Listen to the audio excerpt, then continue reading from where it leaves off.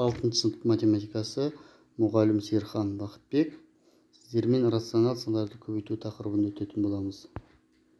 Сонымен оқу мақсаты рационал сандарды көбейтуді орындау. Сіздерге біраз сұрақтар қойын. Қай жағдайда қосындының көбейтінді түрінде өрнектеуге болады? Көбейтуді әрдайым қосу амалын қолданып есептеуге бола ма? Мысал келтіріңіздер. Екі санның көбейтіндісі оң сан. Көбейткіштердің таңбалары қандай болуы мүмкін? А, Б нөлден кіші болу үшін көбейткіштердің таңбаларын анықтаңыздар. Теріс көбейткіштер саны тақ болса, көбейтіндінің таңбасы қандай болады?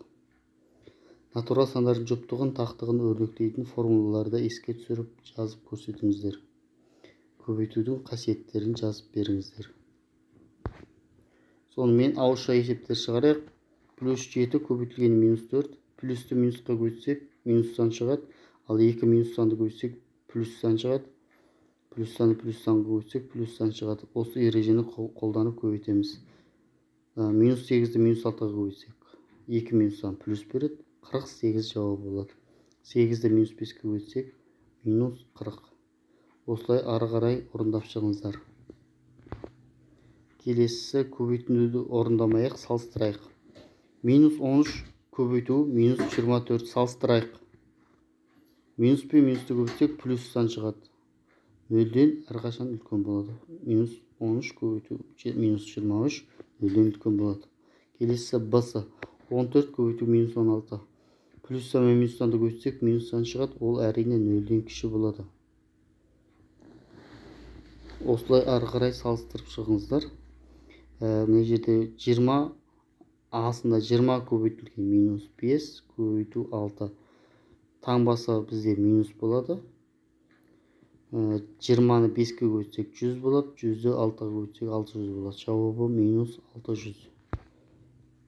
Келесі мәтін есеп. Сатушы сатуға келген заттарын тасымалдау үшін аптаның алғашқы 3 күнінде күн сайын 300 теңгеден шығындалды. Соңғы 4 күнде күн сайын 500 теңгеге шығындалды. Сатушы заттарын тасымалдау үшін неше теңгеге шығындалды? Енді есептің жауабын көрсетейін сіздерге. Бұл жерде 300-ді 3-ке және 500-ді 4-ке көбейтіп қосуымыз керек еді. Әрине шығын болғандықтан бұл минус санмен есептеледі. Не жауабы көріп отырғандарыңыздай. Келесі өрнектің мәнін табыңыздар. Минус 3,2-ның квадраты. Минус 3,2-ні минус 3,2-ге көбейт деген сөз. Минусты минусқа көбейтсек плюс шығады дәрежесі. Дәрежесі жұп болғандықтан әрқашанда жұп сан шығады. Плюс сан шығады. Естеріңізге сақтаңыздар. 3-тен 2-ні 3-тен 2-ге көбейтсек 9-дан 4. Жауабы 9-дан 4. Басында минус 3,2 кубы таңбасы минус сан болады. 2-нің кубы 8, 3-тің кубы 27. Жауабы минус 27-де 8 болады. Осылай ары қарай шығарыңыздар. Мына жерде кесінде аралас санда бұрыс бөлшекке айналдыруды ұмытпаңыздар. Келесі әрбір көбейтіндінің мәнін табайық. Асында 15 көбейту минус 1, минус 1, минус 1-ден бізде 3 болып тұрғандықтан минус сан шығады. Минус 1 шығады, яғни 15 көбейту минус 1, минус 15 шығады. Оң жағында минус 1, минус 1, 4 тұрғандықтан одан плюс 1 шығады. 1-ді 1-ге көбейтсек 1 шығады. Сонда 15-ті 1-ге көбейтеміз 1 шығады.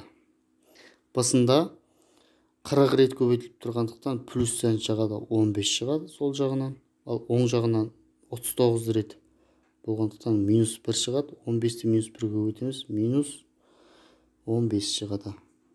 Келесі өздік жұмыс. Минус 5-ті 6-ға көбейтсек, минус 30 болады. Басында 9-ды көбейтеміз минус 3-ке, минус 27 болады. Жысын көрсететін болсам, 0,7 көбейтілген минус 8. Минусты плюсқа көбейтілгенде минус шығады. 8 7-ге көбейтсек 56. Үтір тұрғандықтан үтір жылжытамыз. Минус 5,6 шығады.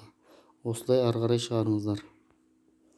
Келесі өздік жұмысты да өздеріңіз есептеңіздер. Асын көрсететін болсам, минусты плюсқа көбейтсек минус сан шығады. 2-ні мен 8-ді қысқартып аламыз. Астында 4, үстінде 1 қалады. 3 пен 3 қысқартып кетеді. Сонда минус 4-тен 1. Аралас сандарды көбейту кезінде бұрыс бөлшекке айналдыруды ұмытпаймыз.